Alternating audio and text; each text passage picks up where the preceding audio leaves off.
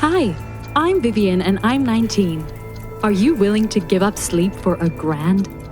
I haven't slept for 10 days in a row. Watch the video to the end and you will find out how this experiment will end and how you feel on the 10th day. Please do not repeat what you see. It is dangerous for your health and life. One day, Sharon and Kimberly reminded me how I brag about being able to sleep for only 3 to 4 hours. And they dared me and asked if I would be able not to sleep at all. And I had to say yes. We bet $1,000 that I will break the official Guinness World Record for staying awake and not sleep for more than 11 days. I really needed the money and I agreed. All this time, I had to stay in my own apartment and webcast on social media. I was allowed to go to the toilet for a maximum of 5 to 7 minutes and to the shower for 15 minutes. Actually, Sharon and Kimberly even wanted me to sit in the bathroom with a camera. But I flatly told them no way. The first 3 days of the experiment went well in terms of physical condition.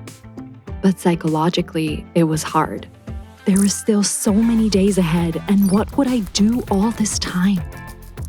To pass the time, I called all my friends and family. Then I read, but it was a bad idea because reading immediately made me sleepy.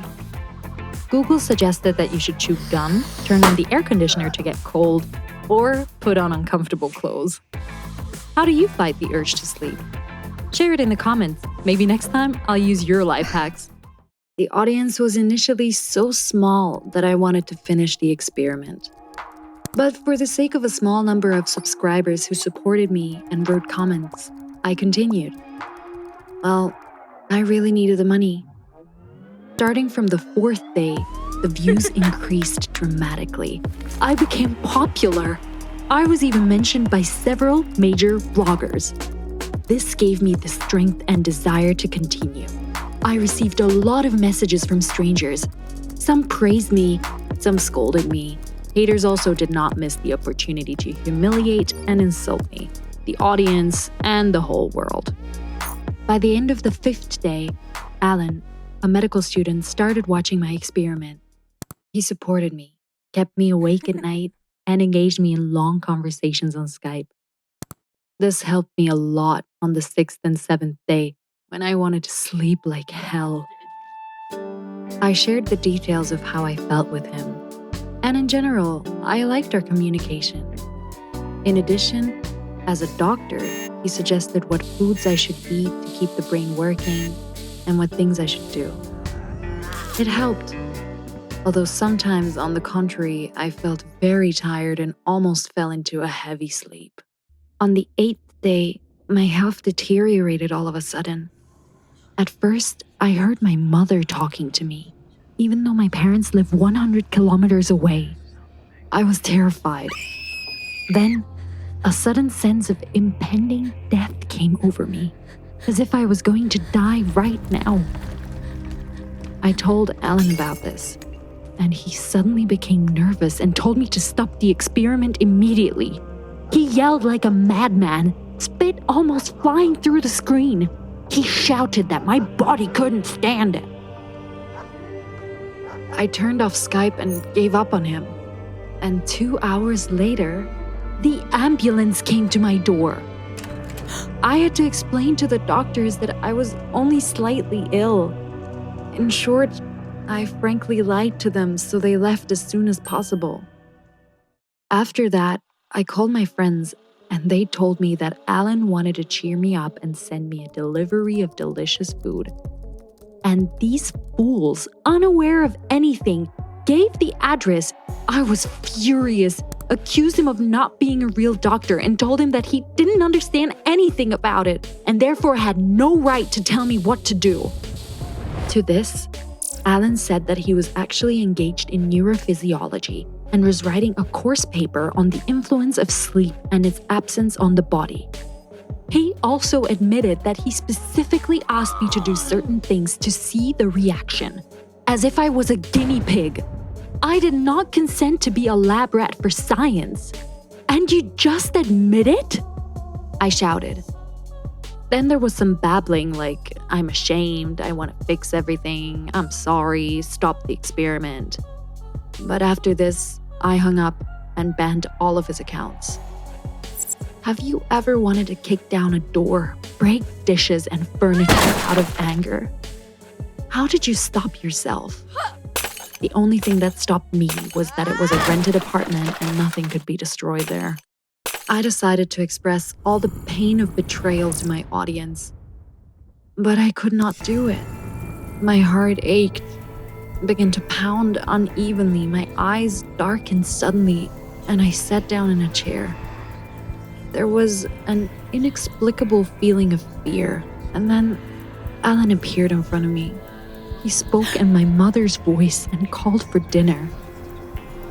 The hallucinations didn't go away for a long time, so I turned on a movie on my laptop to banish the symptoms. I need money, I told myself. I really needed it. The fact was that my mom and dad recently lost their jobs due to the crisis. The allowance was not enough and I couldn't find a new job. So I agreed to do this bet because it was about a whole $1,000. The 9th day was even harder, mentally, physically, and psychologically. I didn't have the strength to hold on, so I just walked around the room in circles, and when I got tired of walking, I lay down on the floor. I didn't think about anything, but I felt an endless weight. My ears were ringing, and it was impossible to concentrate on anything.